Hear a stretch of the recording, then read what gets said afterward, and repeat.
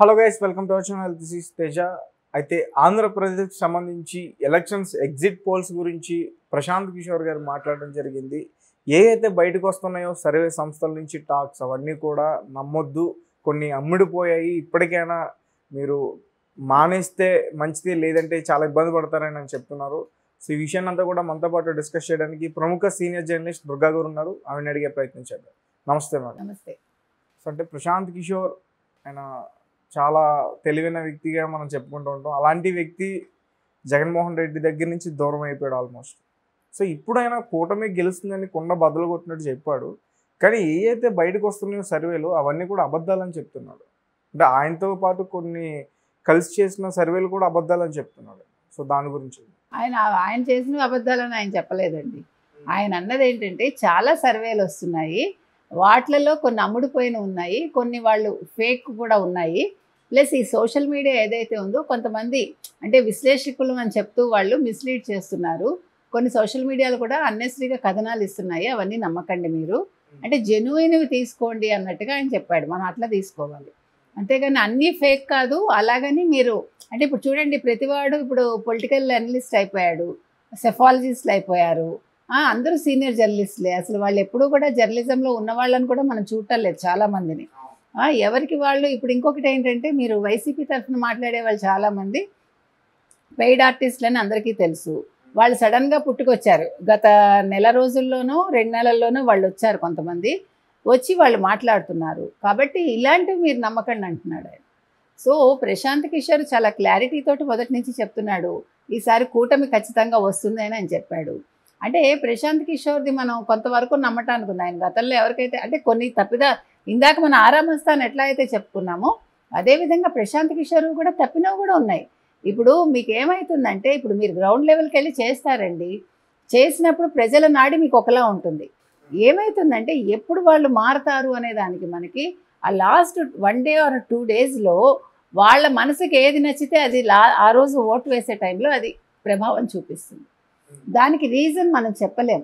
ప్రజలు ఎందుకు మారారు అనే దానికి మీరు గ్రౌండ్ లెవెల్లో 1 వీక్ క్రితం చేసిన దానికి ఒక రోజు ముందు ప్రజల భావాల్లో మార్పు రావడానికి మనం కారణాలు చెప్పలేం. వాళ్ళని ఏదైనా ప్రభావితం చేయొచ్చు, అది వాళ్ళకి సడన్గా ఏదైనా వాళ్ళకి నచ్చిన అంశం జరగచ్చు, లేకపోతే నచ్చిన అంశం జరగచ్చు, వాళ్ళకి సడన్గా ఒక వ్యక్తి నచ్చచ్చు. దానికి ఎందుకు కారణం అంటే మనం చెప్పలేం. ఇప్పుడు ఒక మనిషి మీకు నచ్చుతారనుకోండి, మీరు చెప్పగలరా మీకు ఎందుకు ఇష్టం అంటే, మనం దానికి కారణం చెప్పలేము, అంతే మీ మనసుకు నచ్చుతుంది. అట్లాగా ఇప్పుడు వీళ్ళు ఎంత ఎనలిస్టులు ఎంతలా చెప్పినప్పటికీ, సర్వేలు ఎన్ని చేసినా కూడా ప్రజల నాడి అనేది కొన్నిసార్లు మనం పట్టుకోవడంలో విఫలమవుతాం. అట్లా ఈ సర్వే సంస్థలు ఏవైతే ఉన్నాయో ఇవన్నీ కూడా విఫలమవుతాయి. ఈవెన్ ప్రశాంత్ కిషోర్ గతంలో చెప్పిన కొన్ని తప్పాయి, మనకు అది కూడా తెలుసు. సో ఈసారి ఏంటంటే, ఈసారి ఆయన ఖచ్చితంగా కూటమి వస్తుంది. ఈవెన్ మోదీ కూడా కనీసం 300 సీట్లకి తగ్గవు అనే ఆయన చెప్తున్నాడు. మనం కూడా 300 సీట్లు తగ్గవని మనం కూడా చెప్తున్నాం. 300 సీట్లకి అబౌవ్ మోదీకి వస్తాయని చెప్తున్నాం. కాకపోతే ఏంటంటే, ఇప్పుడు మీరు నిన్న తీసుకున్న ఆరామస్థాన్ కావచ్చు, కొన్ని సర్వేలు ఉన్నాయి, అవి ఎంతవరకు నమ్మచ్చు అనేది ప్రజలు ఆలోచించుకోవాలి. ఇప్పుడు ఇంకొకటి ఏమవుతుందంటేనండి, బెట్టింగ్లు అనేవి ఎక్కువైపోయాయి. ఇప్పుడు ఈ సర్వేల వల్ల నష్టపోయేది ఎవరంటే, మధ్యతరగతి వాళ్ళు కావచ్చు, లేకపోతే అదే ఐటీలో ఉద్యోగాలు చేసే వాళ్ళు కావచ్చు, వీళ్ళందరూ బెట్టింగ్లకు వెళ్ళిపోతున్నారు.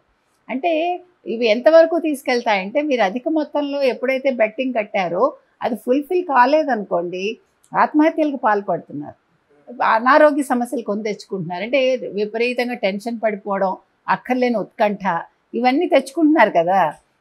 ఇంకొక రోజులోకి వచ్చాం మనం, 2వ రోజు 3వ రోజు మనకి రిజల్ట్ వస్తుంది, కానీ అది తట్టుకునే శక్తి అందరికీ ఉండట్ల. మీకు ఆఫ్టర్ కరోనా ఏమైందంటే మనుషుల్లో కొంచెం అనారోగ్య కారణాలు ఎక్కువైతున్నాయి కదా, అనారోగ్యానికి గురవుతున్నారు ప్రజలు. సో ఇవన్నీ దృష్టిలో పెట్టుకుని ఆయన చెప్పు ఉండొచ్చు.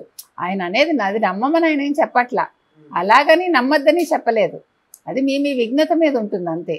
కాకపోతే ఏంటంటే కొన్ని సర్వేలు మనకి తెలుస్తాయి, ఇది మనం నమ్మచ్చు. ఇప్పుడు ఇండియన్ ఎక్స్ప్రెస్ ఉండొచ్చు, లేకపోతే మీరు చెప్పినట్టు పైనీర్ కావచ్చు, పీపుల్స్ పల్స్ కావచ్చు, ఇట్లా కొన్ని సంస్థలు మీరు జెన్యున్గా తీసుకోవచ్చు. అలాగే ఇప్పుడు ఐపాక్ ఏదైతే ఉందో, మరి వాళ్ళు ఈసారి జగన్మోహన్ రెడ్డికి చేసిన దాంట్లో వాళ్ళు ఖచ్చితంగా వాళ్ళ ఇంటర్నల్ ఇదిలోనే మనకి కూటమికి 130 వస్తాయని వాళ్ళు చెప్పారని తెలుస్తుంది మనకి. సో ఈవెన్ జగన్మోహన్ రెడ్డి ఇంటర్నల్గా చేసుకున్న సర్వేలో కూడా కూటమిదే గెలుపని వచ్చిందని అంటున్నారు. లాస్ట్ టైం జగన్మోహన్ రెడ్డి గారు దగ్గరగా 151 సీట్లు గెలుచుకున్నారు. సడన్గా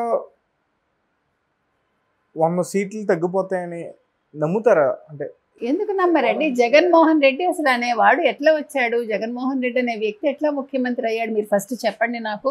అతనికి రాజకీయ అనుభవం ఉందా? అతను ఏంటి అసలు? What was he at that time?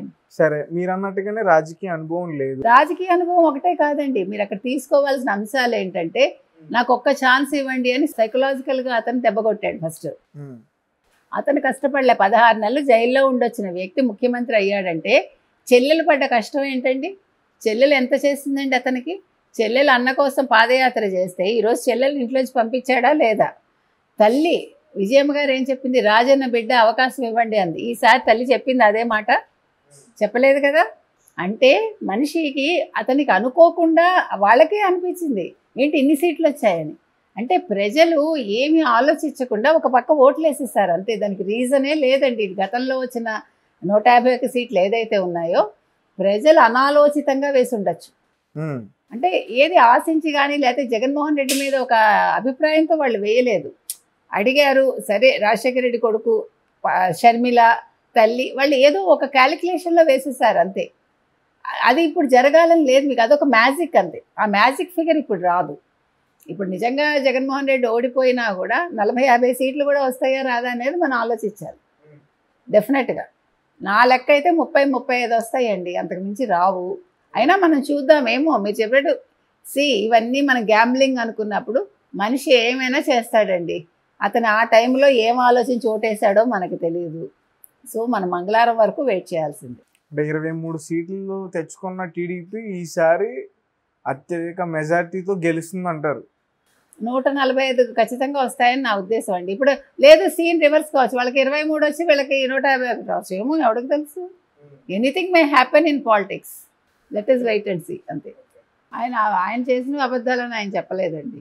ఆయన అన్నది ఏంటంటే, చాలా సర్వేలు వస్తున్నాయి, వాటిలలో కొన్ని అమ్ముడుపోయిన ఉన్నాయి, కొన్ని వాళ్ళు ఫేక్ కూడా ఉన్నాయి.